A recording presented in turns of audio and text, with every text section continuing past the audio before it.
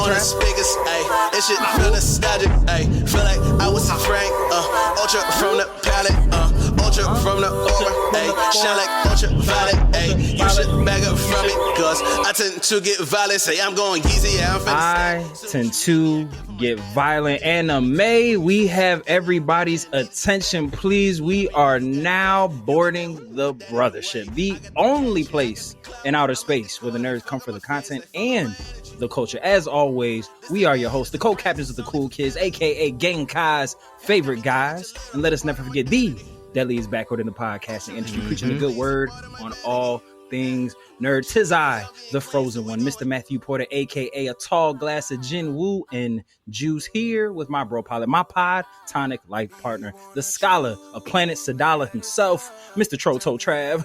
Beat me up, Travie. Y'all know who it is. It's the kid Troto Trav. And I always say this with saying bride because Lord Beerus knows I've never been a cheater. Never. And I stay with the same woman like Vegeta. We love her. And on the Brothership, we love to take flight. But when it comes to our takes, don't take our heads. We ain't no kites. We ain't. We're not. And Trav, I'm excited. Me too. We've been saying, I feel like we always get on these episodes and talk about how for years we were saying we was covering new anime, and now we're finally here. We don't have to talk about how we're going to be covering all animes and not just Dragon Ball. It's helping me with my own personal backlog. My G, let's stay here real quick. This podcast 1000% is forcing me to get through my anime watch list, and I feel so accomplished. Yes, I feel so accomplished. It feels great to be back. We finally got through parts 1 and parts 2 of One Hitter Quitters. The streets are loving it. The feedback has been great. We are going to continue to do those. Like I said, we'll post the list out at some point in time and let you guys pick what our next one season anime will be. But in the spirit of amazing animes that we will get to at some point in time that only had one season, Cowboy Bebop, we are covering a show that was made by the creator of Cowboy Bebop, who has decided to get off the bench. Shinichirō Watanabe. He said, I'm getting off the bench. He said, I'm putting out some dope ass content. And he gave us the gem that is Lazarus. Not only did he give us the gem that is Lazarus, but he gave it in such of a way that bitch is on Adult Swim. Talk about the nostalgia. Listen, the nostalgia of it all, bro. Let's just pause there right quick because please. I actually, you sent me the trailer. But the trailer on YouTube was the Adult Swim trailer. Yes. And it was definitely, number one, when you watch the show, it 1000% influences, bro. That, but 1000% is so fitting for Adult Swim. Yeah. Like, I don't watch Adult Swim. Yeah, but I don't have cable to have Cartoon Network. Yeah.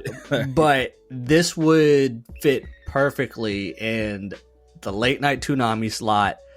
When that then became just Adult Swim, and I just felt like I was a kid again in my basement watching late night anime, and it felt great. Like I first started watching it, and my lights in my living room, I just have like an automatic timer for like I think it's like around 11 o'clock when they turn off. And frugal man said, "Let's save electricity." You know what I'm saying? And they turned off, and just watching it with the lights off, took you back. I felt like I had the blanket. I was cozy. I said, damn, I need if I didn't have my pre-diabetes, I would have a cinnamon toast crunch. But CBD bath bomb. Yeah. So, but yeah, bro. I mean, you definitely, if you stumbled upon this anime and you did not know it was done by the creator of Cowboy Bebop at all, you would probably guess that he had some influence on it if it wasn't created by himself. You would feel it. You would feel it. Right. If you had like, hey, guess who made this? If you gave like a nerd a guess, they probably get it right. Right. I mean, from the music score to the animation to the characters, it's I mean, we'll get into it. We 1000%. So speaking of the score, what man, bro, from the opening theme song, which Trav, we've been fortunate enough as nerds from the 90s that we've been gifted probably some of the most iconic anime theme songs of all the times. You know, like songs that have transcended the medium and have become songs that have made it into people's workout playlists, feel good playlists, Cospalooza playlists, you know, like, and I got that vibe from this song. I don't know what it was. Obviously it is very similar to the Cowboy Bebop jazz saxophone, but it's something different. And just listening to it, I went back and listened to it again. Like, ran that shit back, bro. It is giving me that vibes of like them Smile Bomb vibes. Like you know when you get an anime that has like a theme song that's like really gonna stick. It's like, oh yeah, this might be one of them. You don't hit skip intro. Yeah, this might be one of them ones that hangs around. Like Bleach had a couple of them. You know, Bleach changes it every arc. They have a new thing, but they've had a couple ones that were like major bangers, like that stuck. We obviously got Smile Bomb, Real Folk Blues from Cowboy Bebop, obviously. And even though that's an ending theme song, I'm like, that's not an intro, that's an outro. I understand. Like, y'all get the point. But I got those feelings. I got those feelings from the song. So funnily enough, I didn't have it queued up enough to like make this a thing, and I don't want us to get bopped for like copywriting. Next time you get an opportunity, Trav and all the listeners, go listen to Maybach Music 3. It's literally the Lazarus theme song, bro. Like, okay, all right, like quite literally. All right, well then what we'll have to do is we'll play a little bit of Maybach Music, play a little bit of this, make a reel out of it, and then get copyrighted. If you want to talk for a second, I'll pull it up. Yeah, so like, but I mean, it was just nostalgia out the wazoo, and it fit. I mean, I was watching this, sitting at the edge of my seat, kind of like, man, I need to go back to my parents' house real quick. I should not be watching this at my own home, but here we are. You felt unsupervised. That's like, what I'm saying. Why are there no adults in the house? I feel like it was past my bedtime, and I was, sneaking out of the room. Word. No, bro, like even the little the throwback, I guess, like work bell or whatever, that little dong dong they did at the start, like the throwback adult song, like, bro, dog, yeah, the word nostalgia is gonna get thrown around quite a bit here. But before we dig into it, so how me and Trav decided that we wanted to do this, because again, if you want a episode by episode breakdown, not here. We forgot to say we're going to be covering episodes 1 through 3 of this episode. I mean, so that's how we're going to, that's how we're going to cover the series. We're going to do it in increments of 3. So we're going to do the first 3 episodes, and next week, next 3 until we finish it. Trav has told y'all before, we are preaching consistency. Once we start something, we will finish it. If anything of a major note comes up, we'll put it out on Wednesdays. But yes, for Fridays until we're done this show, Lazarus reviews is what we will give. So, and this will cover the month of July. So yes. Y'all better be ready for some Lazarus. Big facts. But as a Philly-based production, we got to read the Allen Iverson review of the show. We got to. So, the anime series Lazarus, created by, what was his name, Trav? Because I'm going to pronounce Shinichirō Watanabe. That's the one. Is set in year 2052, a time of unprecedented global peace and prosperity due to a miracle drug called Hapna. This drug, that's a big thing here, guys. Like, this drug, developed by Nobel Prize winning neuroscientist Dr. Skinner, eliminates pain and illness. That shit is the 2052 lean. Yeah, 1,000% double cupped up for sure. Like, get it over the counter and mix it with the Sprite. Dirty Sprite, Hapna Sprite. That's what I'm saying. It's the new mix, bro. So it says, however, 3 years after Hapna's release, Dr. Skinner returns to announce that the drug has a short half-life and will cause the death of everyone who has taken it roughly 3 years after consumption. To avert a global catastrophe, a special task force of 5 agents named Lazarus is assembled. Their mission is to find Dr. Skinner and develop a vaccine for Hapna before the 3-year deadline expires and the first wave of people begin to die. Let me put a little interjection into the Allen Iverson description. Dr. Skinner has the cure, and he challenged people to come find him in time to get said cure off of him. I'm not trying to make the cure. And then the last bar here, which I didn't know was a thing, which is actually really dope because how great the fight scenes were was a thing that I was going to bring up.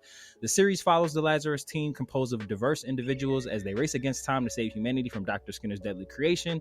The series features high-octane action sequences crafted by Chad Stahelski, sorry if I said your last name wrong, Chad, director of the John Wick films. And if you're a John Wick fan, you'll know that Chad was a stunt man and then became director of John Wick, and all them John Wick movies, we know them fight scenes is S-class level fight scenes. Said I felt like John Wick with the stick. Feel me? Yeah, nah, brother. I guess we could touch on that really quick just to kind of go through our favorite things from the 3 episodes. These fight scenes, my guy. Oh my god, dog.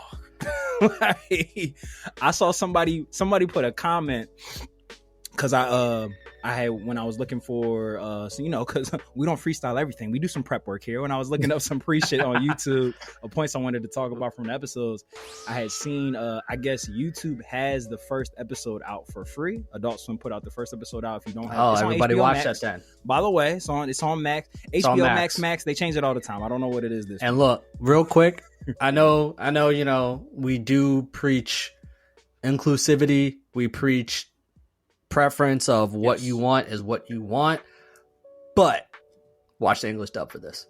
Yeah. Freedom of choice. You know, your TV, your choice, bro. Yeah, definitely watch the English dub. Watch the English dub.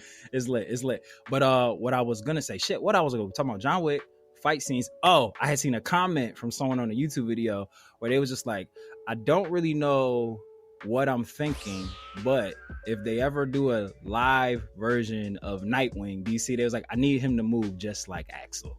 and I was just like, I don't know what point was trying to be communicated, but I felt that like these animated fight scenes felt live action. Like that's how like detailed and intricate they were. Let me tell you, Axel, by the way, Axel Gilberto is one of the main protagonists. Yes.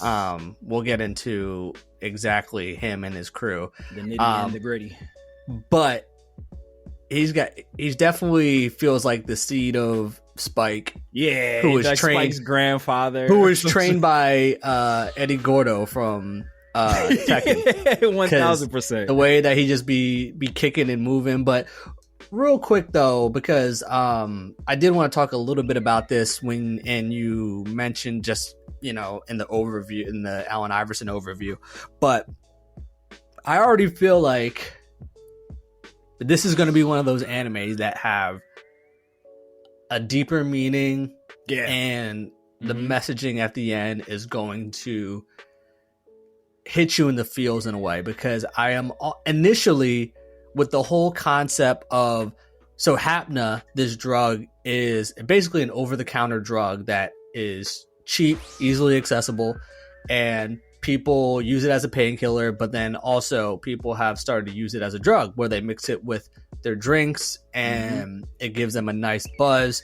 So it's been very, very popular. But to me right now, at least, Dr. Skinner's initial message, at least in the first 3 episodes that I'm interpreting, is humans tend to find and seek a short-term fix instead of searching for a long-term solution. And sticking to that short-term fix is going to be the death of people.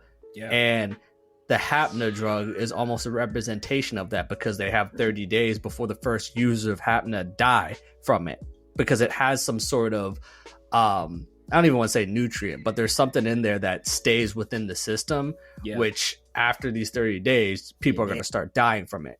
So it just, you know, you think about that, right? Because you think of all the vices that we have in the world and how people turn to these vices to run away from their problems.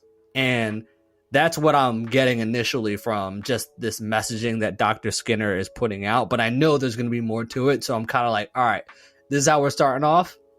We about to be in for a ride. Yeah, brother. And that was actually crazy that you went there. That was one of my first points that I wanted to bring up, is the concept of this show with like Let me say this first before I make the point that I'm going to make. This is not a political podcast. We are not here to fearmonger anyone or to put any conspiracy ideas into people's heads where they don't need to go. Yeah, everybody has a Facebook. Go there. This ain't. Yeah, exactly.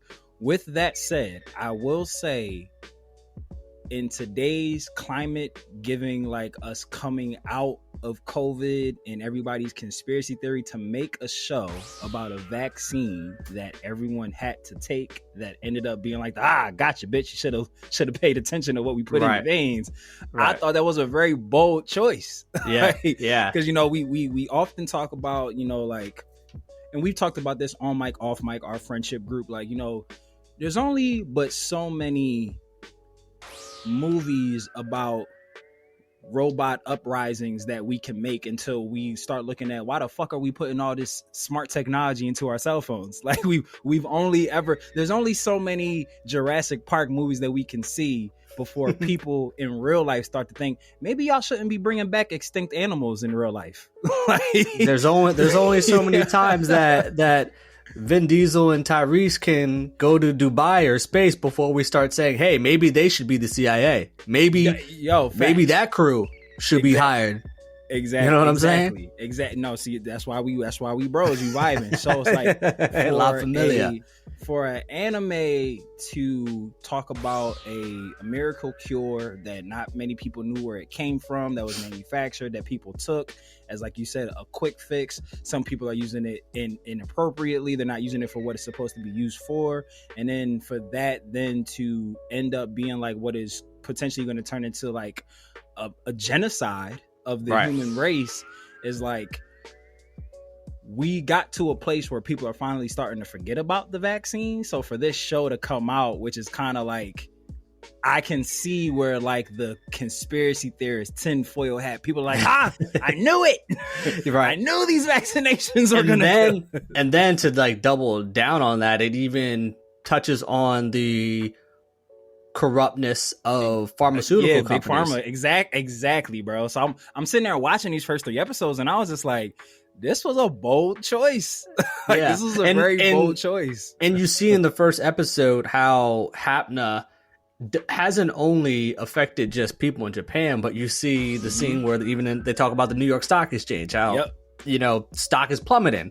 It has all the different countries that are affected or that are reacting to Dr. Skinner's message about Hapna. And so, yeah, I mean, I think, there's 13 episodes in the first season.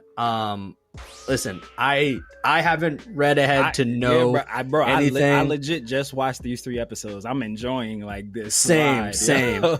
I maybe saw a comment somewhere that someone said there could be a second season, but I'm gonna be real. Just given what the concept of the series is, and the show creator is kind of infamous for like get in, get on, get out. Like, exactly. Like if 13 episodes is going to be all we're getting, I'd be confident that it would be enough, but if there was going to be more, I feel like it'd probably be like 26 episodes and we just have 2 seasons. Yeah. Hold on. I'm actually curious to see how many episodes Cowboy Bebop had, because I know it wasn't a lot. It had like 20 something, I think, right? Yeah, it was 26. Yeah. So yeah, 13. All right. So you know what's funny? Because I was thinking that too. Like, I didn't know before you telling me that you had read that it was only 13. I figured because it was like still kind of episodes were coming out in real time. Yeah. So and I kind of figured that it was going to be 26 too. But I could definitely see if like they could pace this out the right way and have like the first 13 being like finding Skinner, like that'd be like the big thing, like locating him, getting it, and then like the back 13 being like what comes next, or like even if like like we get like a 52 fake out and like whatever the episode 13 is like the next thing will be like a whole different adventure. Like we've seen it like there's ways, but yeah, like you said, Trav, if it is just this, the nature of the show and like knowing this creator like gives us very isolated but high quality content, like I'd be fine if this is what we get, this is what we get. and even like to contradict what you just said there, they could also pace it where it could end in 13 episodes, because we see in episode 3, Elena, the hacker of the team. Yes. And right after this, let's get into who the character names. Who is composed of Lazarus. But I got you. She discovers that there's multiple Skinners, or at least the face of Dr. Skinner, placed on multiple people across the world. So she learns, they basically conclude that he has one of the top hackers in the world working for him, or working with him.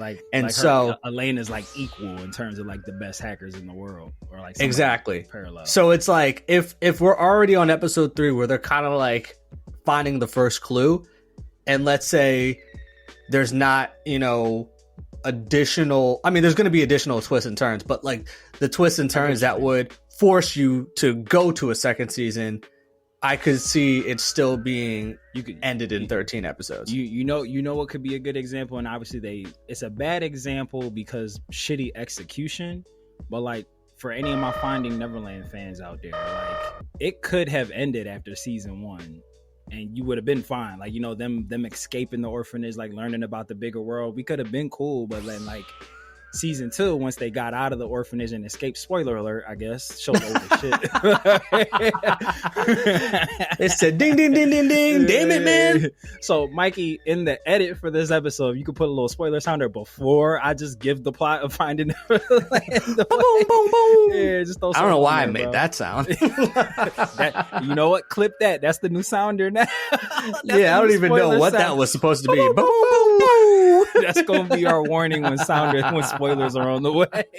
That sounds like spoilers. What was that one character? I don't know if it was from Mad TV or something. He would always get flushed down the toilet and he'd go, no. I'll forget what his name is. I can't. Was it shit? That was South Park. Mr. Hanky used to get flushed down. Was it that too? But then there was another one that like we're not gonna look it up. Let's keep it moving. It's fine. What the fuck were we just talking about? Oh yeah, Finding Neverland. Like the whole premise of the first season was the kids escaping the orphanage, and then they do, and then the whole second season was like a completely different show. And I was like, I could see, like you said, Trav, I could see this, what the main focus of this 13 being it, and if they want to continue it, like possibly leaving it not open-ended but ambiguous. It could be over, it could not be over, like Cowboy Bebop. Spike died, but everybody else in that show, other than Vicious, all the other main characters lived, so the show could have continued, right? Like they just chose not to. But yeah, so like you said, Trav, we're gonna tell who Team Lazarus is. I'm super excited because there's not that many main characters. Not a lot of names for me to remember. It's basically like a Suicide Squad, except and they're easy names to remember. Except their crimes don't seem that bad. Yeah. At least from what we know so far. I was just about to say, I do feel like, if not all members, I do feel like some of them have some shit about them that probably is going to come out later in time. It's probably going to be Doug that probably like did some wild shit. Doug got a fucked up past. Yeah. Like, facts. There is a character named Doug, by the way, y'all. We're not just saying Doug. Let's break it down for you real quick. So we talked to you about Dr. Skinner. He's the guy who made Hapna. He's Mr. 52 fake out. He's considered the Einstein of their era. Yeah. You know what's fucked up about like his shit? Like, and it's funny because I guess if you're gonna be an evil villain, this would be the way to do it. So he made the drug that kills you in 3 years and decided to call him 30 days before it started. as opposed to just like, oh, hey, in 3 years you're dead. He was just like, yo, y'all 3-year timer started 2 years and 11 months ago. He was somehow able to get it passed to the FDA without listing that adverse event. Yeah, facts, bro, facts. But yeah, it's just like the extreme dick move to be like, hey, the drug that I gave y'all, it has a 3-year kill switch. And like, oh shit, no. Oh yeah, by the way, the timer started 2 years and 11 months ago. By the way, in 30 days, you ain't got much left. 30 days, y'all are gonna start dropping like flies. Yo, what if he I announced? should have told you earlier, but I forgot. What if he announced that shit in February too? Short ass month. You got the shortest month to He's live. Like, yeah, y'all got, and it's not a leap year. Y'all got 27 days. I don't know what to tell you. Blame the Mayans. I didn't make the calendar. Oh shit, y'all about to cook me. I know February has 28 days. I caught myself. Oh no, but yeah, no, I was just No, I'm saying for the comments, like he said February had 27 days. Oh, okay. I know it's 28, leap year, but it's 29. I remember. But yeah, so we have Skinner, who made the drug, Mr. 52 Fake Out. Trav already mentioned Elena, who is the greatest hacker in the world. So according to her. Well, she said one of the top three. One of the top three. She didn't say where she ranked, but she said she's included in the big three. True that. She said, fuck the big three. It's just big me. I love how when she like rattled off the top three, she said herself was the third, and she was like, and that's me. Yeah. She said, oh yeah, that's me. Don't worry about it. She's like, that's me. So you're good. We got one. What was her name? I got it. What was it? Was something with I feel like it was something with an M. Like the it was something with an M, and it was something like kind of goofy. It was, and she was like, "Yeah, that's me." So we're straight on that aspect. You good? So yeah, we got Elena, the super hacker, Dr. Skinner, Mr. 52 Fake Out, who made the drug that's gonna kill everybody. We have Hirsch, who's the handler, older white lady. She's basically kind of like the project manager of Lazarus. Just to also. Dr. Skinner, yes, the antagonist, but I also feel like he could end up being someone where like I feel like there's something more to him. Yo, he was right in the end. He was right. He's giving me that vibe, and I feel like the show is doing a good job purposefully of like showing like his humanity. Like we met his grandmother in episode three. We met his grandmother. You know everything. Like I feel like they're going to do one of two things. They're either going to like paint him up to be this great guy, make us love him. He's going to be like a really terrible person. Or we're going to think that he's such the shitty dude and then realize like, yeah, like damn, he was kind of spitting like on some Thanos type shit. Thanos was right. right. like type time. But yeah, no. And that's part of the reason I'm super excited for the show. It's so crazy, Trav, because it's like, there's like, it's not a mystery show, but it's just like, I feel like they hold back enough to make you want to know more. If that makes sense. Like it's like it isn't like a who done it or like a this and a third. Like we know what the goal is. The goal is to find Skinner to get the cure to save the world. We know very definitively what the action items are for the show. But it's just like even how they introduced the team. I loved how they did it. Like I feel like we got it out the way very early. Like right in the first episode. Hirsch comes in on her Nick Fury shit. That's a perfect example. Definitely Hirsch is the handler on some Nick Fury. She the PM, project manager, just making sure they're doing their job. But yeah, even how they did that, like they with 13 episodes, if it's just 13, we've seen animes time and time again where they have a short episode count and they waste episodes with exposition. Like where they could have just I'm not gonna say could have been an email. I'm not gonna say no. Yeah, it could have been an email. Like, with Lazarus is like I feel like they again whether it's 13 or 26, they was just like, oh, we have a time that we want to get this done in. Let's just introduce all these motherfuckers in the first episode. Yes, like, we'll flush shit out as we go. These are the main players. Yeah, so we got Hirsch, who is the Nick Fury. She's the handler. We got our man Doug, but he's a brother. Doug the brother. Brother Doug, that's what we're gonna We got some diversity. We got a black anime character represent. And he got a lineup. And he shaped up nice, bro. Like, he got the fade too. He's the freshest one of the crew too. Like 1000%. I'm like, all right, they did my man right. Doug is a drip god. Except the name. Yeah, Doug's random. Could have given him a better name, but we'll let it slide. Timu, Emu, and Doug. You know. then we obviously got the main man Axel. Axel Gilberto gives no fucks. Literally gives no fucks. He's serving a 888-year prison sentence. Yeah, but he was originally sentenced for like something minor. But since he has a great skill for breaking out, tripled every time he escaped prison. And we see in the first time he's introduced how skilled he is at that. Yeah, no, he that's like jumping on walls, climbing walls and shit, like he's Spider-Man. Breaking out of prison is like, according to him, like literally like his what hobby. He's good at. It's his hobby. Like, is what he does. So yeah, we got the main man Axel, Who I read somewhere that all of Watanabe's shows are in a shared universe. I don't know how true that is or not. They're just like different timelines, like different points in time in history.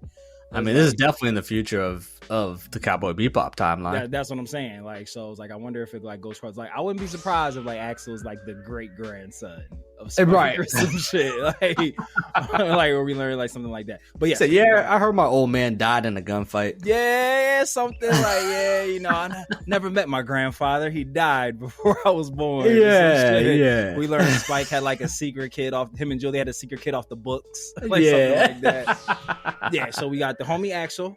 We got Christine, who is a ex-special operative who faked her own death to do shadow work. I love how Axel and Christine, when they have like their first like interaction, and she like knows, she hears his sentence, and she thought he was a psychopath. Get the fuck out my car. She's like, she said, who the fuck is you had to do this? some wild shit to get that many years. She said, I ain't riding with you. She was like, and you tried to get in the front seat? You trying to ride shotgun with 800 years on your books, bro? Like, and also too, once he told her the reasoning, that would just add to my suspicion. I'd be like, what? You expect me to believe that your hobby is breaking out of jail? Man, how many bodies do you have? I'm like, you got to ride in the trunk, brother. Yeah, nah. Listen, I want my freedom, but how am I gonna get it if you kill me? Big facts. I like Christine too. I fuck with her. I like the whole crew. I was just gonna say, I like the dynamic of the whole crew because it's like a lot of anime shows can fall into like the trope of like, oh, we become best friends in 2 episodes, even though we just met. But I feel like this crew is very much like they're well aware that they're just work colleagues. Like I'm sure they're gonna build camaraderie over the show. Another thing, really quick, just about the show, and we'll finish out. We only got 2 more members left. 1 more actually. I love how, and obviously there's 13 episodes, so like they'll probably do some like skips. I like how each episode so far has been like a countdown of how many days they have left until people start dying. I like that. Like, and if they don't skip, then we'll know there's another season. I kind of like want each episode to be a day, like 1 day, like in the try to find. Me too. I feel like that'd be fire. I feel like that'd be like super duper fire. But yeah, to round out Team Lazarus, we got the boy Leland. I will say, I feel like Leland had the most realistic reaction to the end of the world that any character has ever had in an animated show ever. So my man's was in school. The announcement came out from Skinner. He made like a worldwide announcement, hacked everybody's feed, and was just like, yo, that medicine I gave y'all was going to kill y'all in 3 years, 2 years and 11 months ago. See y'all in 29 days or I won't. And Leland just, raises his hand. He was just like, hey, yo, teacher, I think I'm about to leave. And the teacher was just like, I mean, that's cool, like, but why? And he was just like, we're all about to die. This seems pointless. Yeah, he pulled the Magic Johnson. He said, I'm not going to be here. But dog, like, I felt like you typically, you get like the hysterics, the running, the crying, the people heading home, calling their loved ones and everything. And he was just like, I'm just gonna leave. Like, what's the point in this? Like, there's no point in class. Why am I learning about long division when I could just go enjoy the rest of my life? Because I only got 30 more days to live. Do you feel like if I had to take a poll of which members of the Lazarus team has like a secret past or something that they're hiding, Leland's like my prime suspect.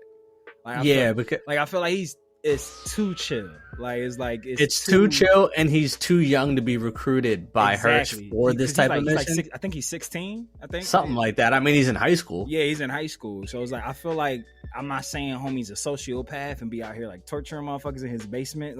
Like he's like the world's best like interrogator or some shit. Like right, or whatever. But I feel like he'd be the one that like whatever his life was before joining the team, that's gonna be like, oh shit. Like, why do I feel like he's gonna die? I wouldn't be surprised at that. Yeah, I have no idea. Like I feel like if you don't want to be too much Cowboy Bebop-esque, you can't have Axel die.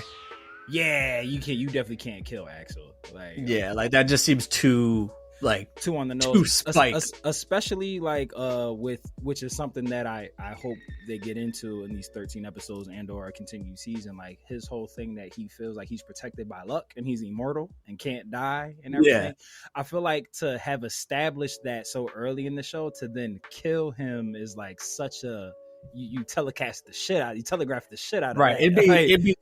It'd be too cliche of like, oh yeah, this guy thinks he's immortal. He thinks he's bigger than the world, and then he dies. Yeah, like that. No. Yeah.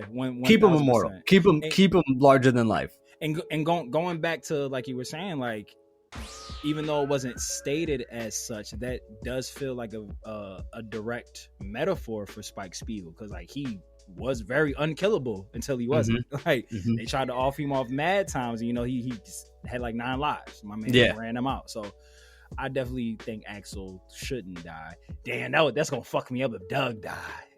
If brother Doug died, that would hurt. That would be a hurt piece. But I could see Leland dying. I could see him being the one that gets killed. Yeah, and especially because I would imagine, I don't know how old Elena is, but I would imagine Leland's probably the baby of the team. So I can see that being like Elena still seems young, but she's probably older than like her early 20s. Like But, so I mean, like the first episode was pretty much the assembly of Lazarus, because Axel was the last one that needed to get, and a lot of it was the chase to get Axel. That Doug was pretty much the primary chaser of, and so that was pretty much episode 1, and then episode 2 learn more about Lazarus, and they start to begin their search for Dr. Skinner. And that's what we were saying. We went, yeah, exactly. Again, like I need to watch. I'm very excited to be going through this journey with you in real time. So I haven't watched the next 3 yet, but it's just like the pacing of this show is really good. Like it's like the fact that we get dropped into the show with the team already having been formed, except for Axel, I feel like that was a really dope way to execute. I would have spent like multiple episodes putting the team together versus like, and I'm sure we'll get probably some sort of like backstory with like the other members, but right now I'm cool. Yo, bro, because it's like and let me know if you kind of were the same thing. Like how episode 1 started, I thought Axel was gonna be like, oh, this is how the team gets built. Like this is the start of building the team, not the end. Like he was literally the last person that got recruited. But I feel like in a typical anime like fashion, it would be like, all right, we start with Axel, recruit him, and then he'll like help get other members, and then we build the team, go on the adventure. We're 5 episodes in now, like, but it's just like we're all on a journey. You feel me? But for us to be dropped in like with the team already having been put together, like it seems as if Doug, Christine, Elena, and Leland like have somewhat of a rapport prior to Axel get there. So I don't know if they were like running like trial missions before he got there. And even then, it's still work colleagues. Yeah, 1000%. Which I love. Again, going to like the pacing and the realism. Like they're just like, hey, we're all. You know what I also like? Just before I finish that point, I like how they haven't really gone into deep detail. There's been foreshadowing and hints at who on the team has taken Hapna versus who hasn't. I like that part. And I feel like that could be like a really good through line for the whole series. Actually, didn't they all raise their hand when Axel? Because I know Christine took it. I know Christine used it. I don't remember if I think when they were all in the barbershop, the beaten down barbershop. I could have sworn all of them raised their hand when he asked who's used Hapna. Okay, cool. So, all right, well, we don't know the context in which they used it. yeah. I mean, Axel was already trying to make a profit. He said, "Yo, when we get the cure, why don't we just make some quick money off of that?" Hell yeah. But so then I'll re-edit, reframe my statement. So I did forget about that part. If they have all confirmed, we don't know the context in which they took Hapna, which I feel like what everybody's individual reason for taking it, that could play into like the background of each character. Like when we that'd be interesting if some of their arrests involved like usage or distribution of Hapna. Yeah, or something that was Hapna associated. And that could turn into a whole thing. Like, let's say like Leland 16 was like dealing Hapna. Like, yeah, in his school, yeah. And now he got to deal with like the shit. I just lined up a lot of my classmates. Like, of course I need help. Like, I think that'd be fire. Like, if there were instances with the team where it's like they feel responsible for certain people having. It was Tariq and Power. Yeah, 1000%. Power book, I should say. Lazarus book 2. Lazarus, the book of Doug. Book of Doug. Facts. 1000%. The Leland tapes. Yeah. Oh man, 1000%. But yeah, matter of fact, real quick, because we didn't even give the episode name. So episode 1 was Goodbye Cruel World. Yes. Episode 2, Life in the Fast Lane. Episode 3, Long Way from Home. But going back to the episode 2, like comments that we were making, like, again, not really having any expectations. Episode 1 was super dope, was super locked in, couldn't wait for the next one. Again, going back to like how episode great 2, kind of like see them on their first mission. Yeah. And I like how it didn't feel like they're a perfect team all of a sudden. Like, we're put together, we execute, everything's right. Like, a lot of it. Doug can't stand Axel now. Yeah, Doug can't stand Axel. I love the fact that like a lot of the episode was them in their base trying to figure out what to do next. Like, I love that part. Like, they was just like, we know we need to find them. Where the fuck should we start? All right, let's figure some shit out. Like, yeah, and then they thought that their lead was Skinner, but it was actually Malik Beasley. Yep.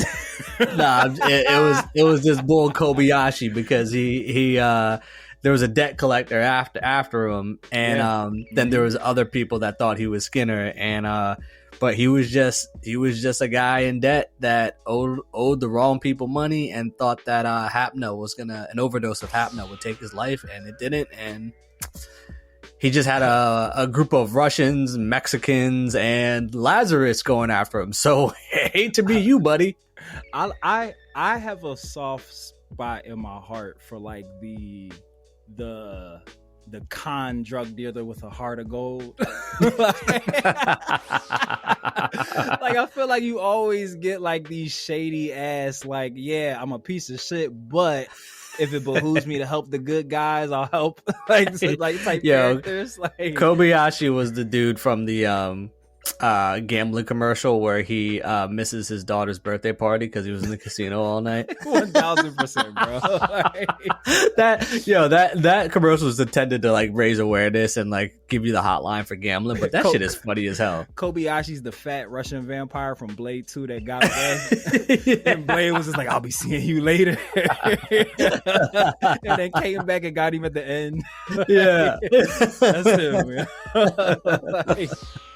But it's just like I don't want to keep harping on like enjoying the pacing, but again, like, it's refreshing, and we've talked about this in previous episodes. There's something always very refreshing and somewhat cathartic, like when you're watching an anime and like they subvert your expectations and do something that like a TV show would do, not necessarily just an anime, but like, and you know what? As I'm saying it out loud, I think I'm kind of like being able to hone in more on like why I'm like, this show plays out like a TV show. Like, it's not. Oh yeah, it's not just anime. Like, I feel like this is on some like CSI, NCIS, like, you know, like, type shit. And it's like, I'm really fucking with it. Going back to like this, the person's comment about like, yo, like these fight scenes, they feel like real life. Like, it feels like And now knowing that the boy from John Wick like helped consult on these shits, it's like this feels like a TV show. It doesn't feel like just an anime. It's an anime that could be made into a live action TV show. Like, successfully. But yes, I definitely think successfully, but I just think let's just leave live action. Oh yeah, no, I don't want them to do a live action adaptation of Lazarus. I'm totally fine with how Like, I just think anime should stay in anime. Yeah. And shout outs to our friend of the pod, Jason Douglas. I feel like he hit the nail on the head when we had that conversation with him, like why animes don't work in the live action adaptation. Right. Chris Sabat, I feel like, touched on it too as well. It's just like the campiness and the of it all just looks real corny. Like, I heard One Piece was actually good, but One Piece is fire. But you know why One Piece is fire? to the point that I just made, it leans into the how over the top anime is in cartoon form and real form, and it's like it's super over the top. Like it's corny in the best way. Like, gotcha. And I feel like they lean, and funny enough, I feel like Jason had said that, and Chris as well had said, like, if an anime is gonna work, like they gotta like lean into, like go over the top, like don't try to like humanize a cartoon character, like lean into the anime of it all. And One Piece does that really well. It's like super campy, very cartoony. I like it a lot, but again, we don't need live action animes for everything. Yeah, I mean, unless there's like animes where dudes have shape ups, little mullets, haircuts, like the shit we can really emulate in real life. Yeah. Facts, I'm cool. Because a live action version of Goku's hair ain't gonna look right. It's never gonna happen. Never gonna happen. All of them. Every Z fighter's hair, won't look right in live action, bro. Yeah. So much moose. Only Krillin. Krillin and Tien and Piccolo. Yeah, Krillin, Tien, and Piccolo. That's it. That's a wild live action. It probably Hercule. You could find someone with a fro and a mustache. You got the Jerry curl perm. Outside of that, nah. Facts. Chi-Chi's bun was bowl cut. Yeah. All the other male characters. We cool. Maybe Lil Gohan with the rat tail. Maybe you. Yeah. He had the bowl cut that every white parent gives their kid. Just embarrasses the shit out of them. Sending my man out to space in a bowl cut with the prep first day of school fit. Chi-Chi did him dirty, bro. Yeah. He wanted to make sure he was not a fighter. Let's just say that. Sending your son out like a fucking stooge to go meet aliens. That's bad parenting, bro. He hopping on Planet Namek and getting chopped before he can even fight. Stepped off the drum, bitch. Bow. He's done. He said, "You fighting me looking like that?" Yeah, bro. Fuck out my face, man. This? Yeah. He's like, class ain't in session, boy. Get the fuck back on that plane, yo. He said, "What's 2 + 2, young man?" He said, "Man, them Earth is that way." He was like, "This ain't it." You want chocolate or strawberry milk with your slice of pizza? Real shit. Yeah. He said, "Pretzel day on Tuesday. Come back, bro. Come back later." You better give me 25 cents before you try to hit me with that key blast. He said, "Aim for the middle on your pouch milk, bro. It'll get all over your fucking clothes, bro." That's what I'm saying, yo. Your shit not even pressed. Shout out to Chi-Chi. Need a steamer on that shit. Yeah, facts. No, you know the Sun family starches the shit out of their clothes, bro. Them Jones stiff. Yeah, I'm saying he can't move in that joint. You know that joint's starchy as hell. You know, we just cracked the code. That's why Gohan was really getting his ass whooped until he put the Piccolo gi on. My man, he had no range of motion. Yeah, all them starch impressed Chi-Chi fresh washed linens. I mean, my man couldn't cook. He couldn't move. And then he gets on Namek and he gets the Vegeta special, but he does the jump with the wings, bro. You get with the shoulder pads, you can't move in them jumps. You saw Vegeta ditched the pads. He said, "I'm going shoulderless." He said, bro. It's like when you're the 15th man on the high school basketball team and only numbers left are lineman numbers. Like, how am I supposed to hoop in 95? Like, shout outs to VJ Edgecombe. I want that 77 jersey. It actually looks dope. I want that 77. That John actually looks clean. I thought when I initially saw that, I was like, damn. But then I was like, he put it on. I was like, nah. That shit clean, bro. Yeah, that shit worked. Because it's such an obscure number, bro. It's such an obscure number. And I feel like 76 as a Sixer would have been like, get the fuck out of here, bro. All right. Yeah. Lucas made 77 cool. Yeah, 70. I fuck with it. Yeah. Look, I'm not swiping my fandom card for the 76ers because that'd be fake. Because I've gone on record as never being a Sixers fan. You'd be welcome. You'd be welcome, but just as a good friend of yours. Oh no. You know. I don't want you to embark the pain that I've suffered. So I will say though, I am watching VJ Edgecombe with great interest. I will say that. Well, we welcome you whenever you want to invest in the Maxi Edgecombe future 6-man Jerry McCain backcourt. That's what I'm saying. That's what I'm saying. That's what I'm saying. Big facts. big facts. Now we gonna come up with some nicknames. We gonna get some nicknames popping. That's what I'm saying, man. It's gonna be listen, man, this shit called Sell Maxi. we got Sell Maxi. I'm just saying, this shit is coming straight off the dome, and we rolling lucky number 7s like VJ Edgecombe, dog. Let's go. But episode 3, what happened in Lazarus? Episode 3 before we close this. We met Babushka. We meet Skinner's grandma. So this is episode 3. This is where they start to humanize Dr. Skinner a little bit when we learn about his grandma that lives out in Istanbul. So that's the next location they go to. What did she make famous? Baklava. Baklava. The baklava. Famous. And what's so funny is when they land in Istanbul, they're about to get jumped by just a bunch of hoodlums ready to just Leland garbed up like it's gonna help. Right. What are you doing, bro? and then they about to chop his wrist off, thinking he got something valuable. And he said, "We're here to see Grandma for the baklava." And they said, "Baklava." Oh, they said, "Oh, you want that bak?" Oh, my bad. Oh, hold on. Yo, no, you said, good. Oh, you Bach Boys? Bach Boys, name of this episode. Yeah, Bach Boys. The Bach Boys in the building tonight. Bach Boys in the building tonight. So, yeah, they... Skinner try to save these lives.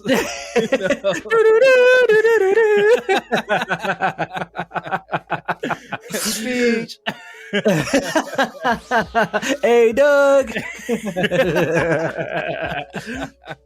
Yeah, man. So I mean, they eat some tasty baklava. They talk to Grammy Grams, and she said the last time she heard from him was 3 years ago, and he had sent her a video where he had said that he is going to return when things get a little less loud.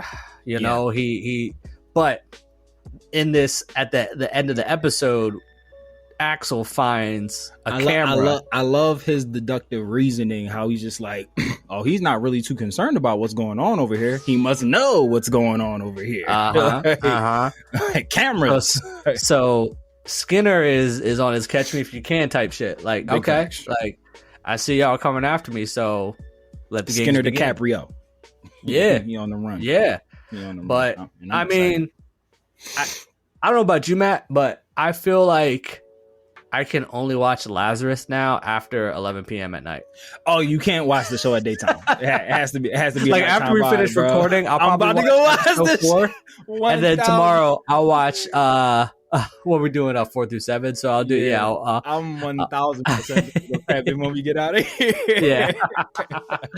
Yo, when episode 3 ended, it took a lot of me not to hit play again, but I was like, I don't want to know what's happening. Like, I know. I'm gonna watch 4 or 5 tonight, probably, then 5 and 6 tomorrow night. Oh yeah. I'm trying to think if there's anything that we might have missed. Oh, one thing that I will say that I fucking loved. I'm really fucking with how they start the episodes with a monologue, like before the opening theme starts. Yeah, like, it gave me like Gundam Wing vibes, Outlaw Star vibes. The nostalgia, word of the day, nostalgia. Especially with the flashbacks of people just I've been off of Hapna. Yeah, I like really fuck with that. And again, like I like the fact that they do it before the opening. Yeah. Like it's like it's really unique. Yeah, just a lot of choices that were made. They got to play some Rick James over some of that. Some of those things. Facts. Get a blues saxophone in that bitch or some shit. That Hapna, baby. It's that Hapna. That Hapna be happening. That Hapna be happening. I'm trying to think if we've missed anything important. And if we did, that's why y'all gotta watch. Yeah, big facts. Again, me and Trav, we tell y'all this all the time. These are more of us fanboying and championing these shows as opposed to a review, because our ultimate goal is to encourage you guys to watch them yourself. And then you know what? Our ultimate goal is to make you watch them and then come back here and listen to us again. Because now our jokes make more sense because you watched the episode. Oh, okay. So watch it before to get you hyped to watch it. Then go watch it and then come back and listen to us again to get the jokes even better. Totally different experience. It'll be like a Tarantino movie. It'll be like a Christopher Nolan film, you know. You go back that second time, totally different experience. Is lit. But brother Trav, before we close this bad boy out, we will be doing 4, 5, and 6 next week. Like Trav said, do you have any final words of wisdom as we embark on our Lazarus journey? If you want to remember and cherish what's happening, stay off the Hapna. He says, stop taking quick solutions to long-term problems. That's what he said. That's what he said.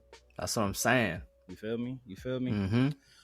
Well, lifers, new listeners, fellow travelers, we have reached our final destination as we arrive aboard the Nama Station.